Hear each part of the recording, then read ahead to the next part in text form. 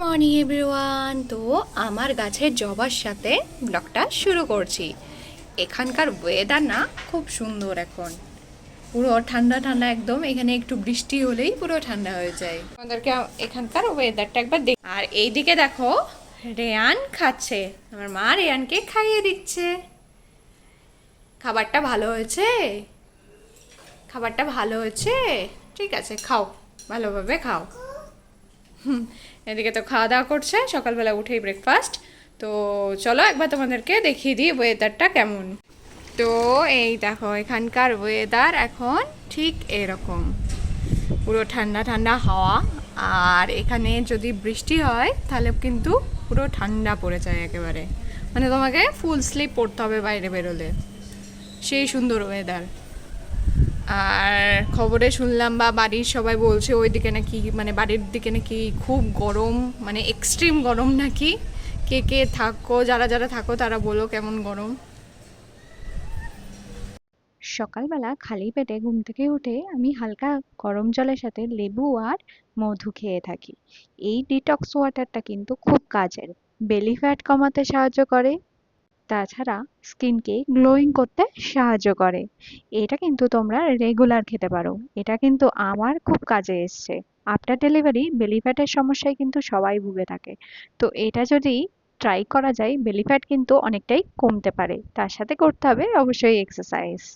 তারপরে ব্রেকফাস্ট করার পরে চলে এসেছিলাম সোজা রেয়ানকে নিয়ে একটু নিচে। রেয়ান কিন্তু সকালে মাঝে মাঝে নিচে আসতে বেশ পছন্দ করে। আর আমাদের কমিউনিটির ভিতরটা খুব সুন্দর, অনেক গাছপালা আছে, সেই জন্য আসতেও কিন্তু ভালো লাগে।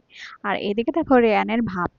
রেয়ান ছোট হলে হবে কি, রেয়ান কিন্তু স্টাইল করতে ভীষণ পছন্দ করে, চশমা পরতে, নতুন জামা কাপড় পরতে বেশ পছন্দ করে। ওকে দেখেই কিন্তু সেটা বোঝা যায়।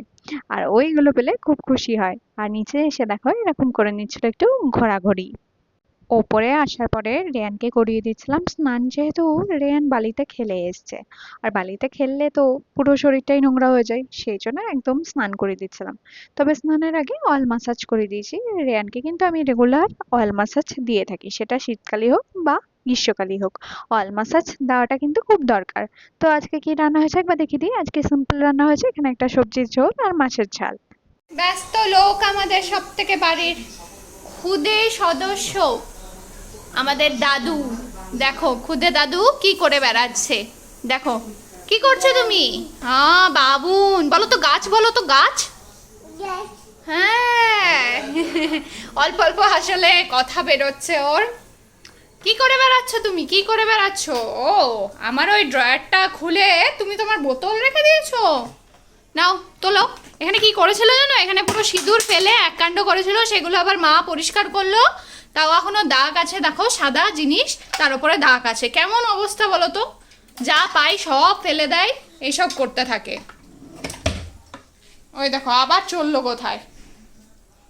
তো বিকাল হয়ে গেছে, এখন যাব একটু মলে কিছু শপিং করতে, কারণ হচ্ছে সামনেই জামাই ষষ্ঠী, তার জন্য কিছু শপিং করতে হবে, সেই জন্য যাব। তো চলো যাওয়া যাক। ওখানেও কিছু বন্ধু বান্ধবরা আসবে, ওখানে একটু গল্প টল্প করবো, তারপর আবার চলে আসবো। রেয়ানের খাবার দাবার নিয়ে গেছি, যদি দেরি হয়ে যায় সেদিনকার মতন। তো চলো যাওয়া যাক।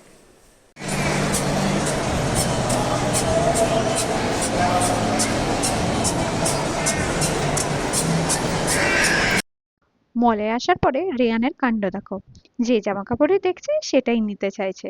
ওর না জামা কাপড়ে খুব ইন্টারেস্ট আছে, নতুন জামা কাপড় একবার দেখলে হলো। শপিং করার পরে পেয়ে গেছিল কিন্তু জোর খিদে। তো আমরা এইভাবে নিয়ে নিয়েছিলাম এখানে সিজলার। তবে এই মলের সিজলারটা আমার খুব একটা পছন্দ না, বেশি ঝাল। আর এখানে নিয়েছিলাম নুডলস সিজলার আর হচ্ছে রাইস সিজলার। আর এখানে নেওয়া হয়েছিল রেশমি কাবাব আর বিরিয়ানি। বিরিয়ানিটা কিন্তু খেতে অসম্ভব সুন্দর ছিল। তারপরে দেখলাম আইসক্রিম বানাচ্ছে, আর আইসক্রিমের লোভ কি ছাড়া যায় বলো, এরকম করে চোখের সামনে দেখলে। আর নিয়ে নিয়েছিলাম এইভাবে একটা রোল আইসক্রিম। তো ডিনারটা কিন্তু এখানেই সেরে নিয়েছিলাম। তারপরে বেরোনোর পরে ট্রাফিকটা দেখো, মল থেকে বেরিয়েই কিন্তু অসম্ভব ট্রাফিক হয়।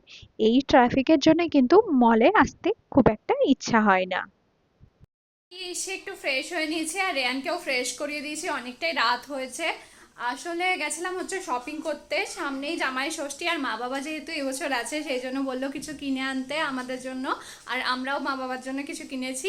তো চলো দেখাই কি কি শপিং করলাম না করলাম, আর সেগুলো দেখাতে দেখাতেই ব্লগটা এন্ড করব, কারণ অনেক রাত হয়ে গেছে, রেয়ানকে ঘুম পাড়াতে হবে। তো চলো দেখে নাও, আর যদি ভিডিওটি ভালো লাগে অবশ্যই সাবস্ক্রাইব করতে ভুলো না, আর বন্ধু ফ্যামিলির সাথে শেয়ার করতে ভুলো না। তো চলো দেখিয়ে দিই। তো এই জিনিসগুলো কিনে আনা হয়েছে, যেহেতু জামাই ষষ্ঠী সেই জন্য কিছু কিছু জিনিস কেনা হলো। তো প্রথমেই তোমাদেরকে শেয়ার করি এই শাড়িটা। এই শাড়িটা আমি মায়ের জন্য কিনেছি, যেহেতু জামাই ষষ্ঠী সেই জন্য শাড়ি তো দিতেই হয়। আর এই শাড়িটা হচ্ছে হ্যান্ডলুমের শাড়ি। এই শাড়িগুলো কিন্তু এখন খুব চলে, আর দেখতেও যতটা সুন্দর আর ততটাই কিন্তু হালকা। এই গরমে হালকা শাড়ি পরেই কিন্তু বেশি আরাম। আর এটার দুটো কালার, একটা হচ্ছে নেভি ব্লু আঁচলটা, আর লাইট স্লেট কালারটা হচ্ছে বডির। শাড়িটা দেখতে কিন্তু অসম্ভব সুন্দর। এরপরে দেখাই আমারটা। এটা হচ্ছে একটা সালোয়ার নিয়ে নিয়েছি ষষ্ঠী উপলক্ষে, এটা বাবা মা আমাকে দিচ্ছে। আর এই সালোয়ারটা পুরো লং, আর এটার সাথে ওড়না আর প্যান্ট কিন্তু আছে। তো এটা যে কোনো অকেশনে পরলে ভালোই লাগবে, তার জন্যই নিলাম, দেখতে বেশ ভালো লাগলো, তার জন্য কিনলাম। এই জামাটা হচ্ছে রেয়ানের। এই জামাটা ওর দাদার আর দিদিন ওকে ষষ্ঠীর জন্য কিনে দিয়েছে। আর এটা হচ্ছে ওর পাপা একটা টি শার্ট, এটা মা বাবা ষষ্ঠীর জন্য ওকে কিনে দিয়েছে। এবার দেখাই বাবারটা। আমরা বাবাকে এরকম একটা পাঞ্জাবি, যেটা পুরো কটনের, আর এটা ফ্যাব ইন্ডিয়া থেকে নেওয়া হয়েছে, সেই জন্য মেটেরিয়ালটা অসম্ভব সফট, তার জন্যই কিন্তু কিনলাম। তো এই শপিং টুকটাক করে নিলাম, আর এদিকে রেয়ানও ঘুমিয়ে পড়েছে। তো চলো আজকের ব্লগটা এখানে এন্ড করলাম, যদি ভালো লাগে একটি লাইক দিয়ে দিও।